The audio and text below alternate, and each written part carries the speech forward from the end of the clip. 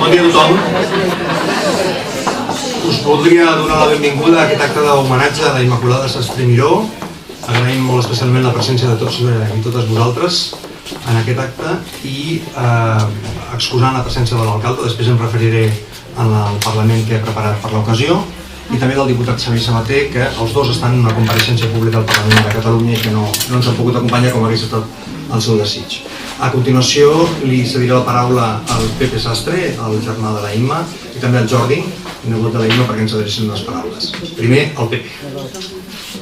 Molt agraït a tots i per l'acte aquest en qui la vostra presència.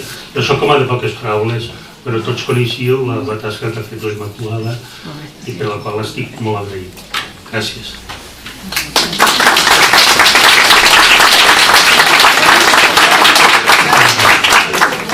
Bon dia a tots, donar-vos les gràcies per estar aquí.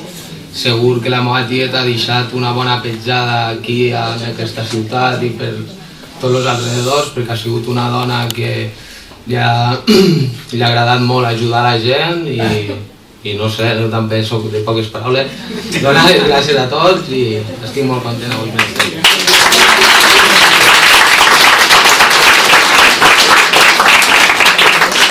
Bé, com sabeu, hem col·locat una placa per designar aquest espai, aquest centre de serveis socials, amb el nom de la Imma Sastre. Bé, la casualitat ha volgut que presideixi aquest acte de record i homenatge a la trajectòria, en l'àmbit dels serveis socials, de la Immaculada Sastre, com a regidor responsable de l'àrea de serveis a les persones. Començaré la meva intervenció usant la presència de l'alcalde, que ara mateix es troba en una compareixença pública al Parlament de Catalunya i no pot acompanyar-nos. Però és de justícia reconèixer que el seu impuls i el seu suport també han contribuït a fer possible aquest acte. Quan parlo de la Imma em resulta molt més senzill valorar la seva dimensió humana i personal que parlar de la seva trajectòria política o professional. Segurament n'hi haurà persones més autoritzades que jo per parlar d'aquests segons aspectes. La Imma va compartir amb la meva mare, amb la meva família i a mi mateix els moments més feliços de la nostra vida.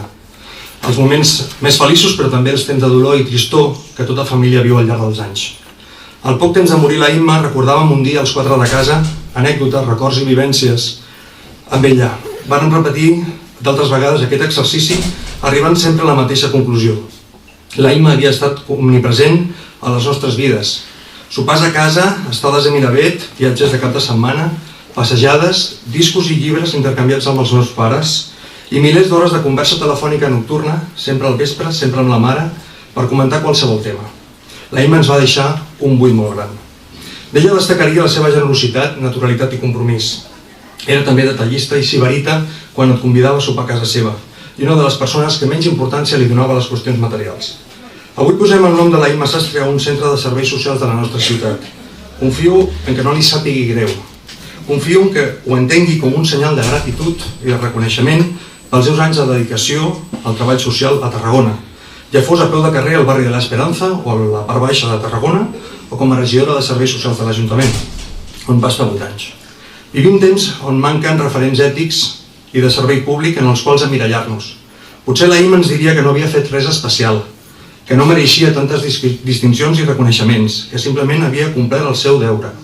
I potser és precisament per aquests motius que tant amics com companys de feina de l'Imma ens apleguem per recordar-la i hem decidit que tingui el seu nom un centre que dona servei, orienta, acull i protegeix a les persones i famílies vulnerables de la nostra ciutat. Segurament molts usuaris de serveis socials d'ara i del futur no hauran sentit parlar mai de la Imma. No crec que això tingui la menor importància. Em quedo amb la satisfacció d'haver considerat a la Imma la meva tieta carnal i un referent ètic i de compromís social que vull compartir amb vosaltres. Moltíssimes gràcies.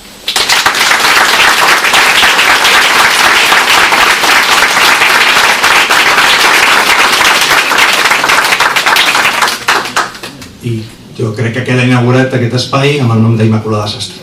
Gràcies per